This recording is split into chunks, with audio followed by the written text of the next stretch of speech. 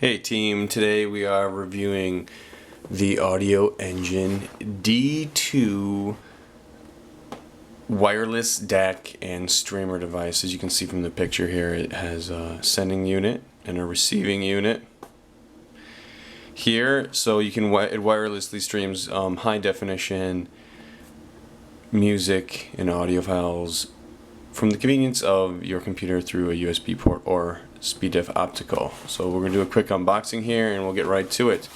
It comes in two separate boxes, as you can see. The first of which has the sending unit. This is it here. Some literature, external power supply, standard cord. There's a bag here. Fits the unit, not too bad. And then it does come with a pair of RCA analog cables.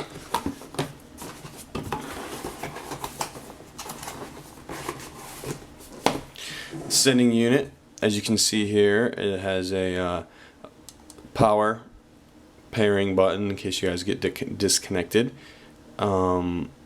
It also has a volume knob and an optical. This is an optical input actually, in case you wanted to send something digitally, and a USB input, that also powers the unit, which is very handy. But in case you wanted to use the SpeedDiff, you could power it from a separate wall wart right here as well. So in actuality, this thing does have a couple of different functionalities to it aside from just streaming. As you can see here, it does do SpeedDiff, USB to SpeedDiff conversion, but it also will, just send this regular SpeedDiff and then be a regular DAC as well. Volume knob. Pretty handy, not too big, as you can see. It's a good size, like the size of a sandwich, basically, a nice metal sandwich. The second box here contains the sending unit.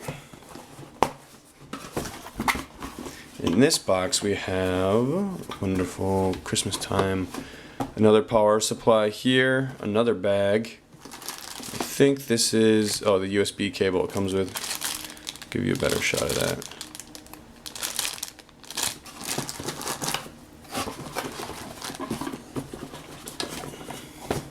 It's again same size as the other unit basically.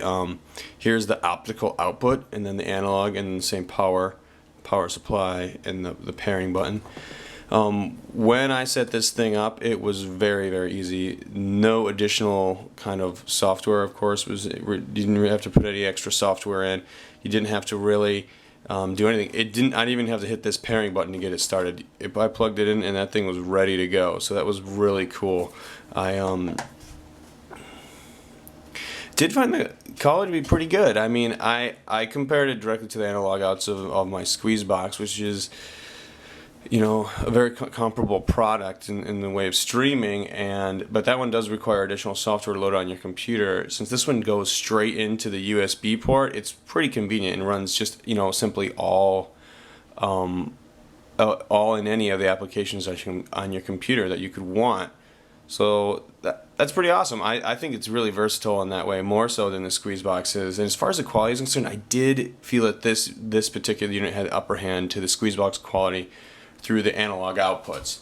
So a big plus for that. If you're really looking for something for this type of solution where your wireless streaming is an issue and that's what you want to do, I highly suggest you guys kind of check it out, because it's pretty versatile. It has, the quality is definitely there. I did notice like a pretty good clarity difference between the squeeze box, and of course the clarity kind of lends itself more to the realistic sense. The vocal presence was much more realistically represented, I feel like, and it adds three-dimensional quality to the music when the resolution is there. It's like seeing a scene through a window, and then you like wipe it off and it's clearer, and you didn't even know that it wasn't as good as before, but now that you see things much clearer, it's kind of that same thing, clearing off the window, but with an audible kind of response. So that being said, this is a pretty great product. I really enjoyed it. I think the quality's there for an audiophile level transfer.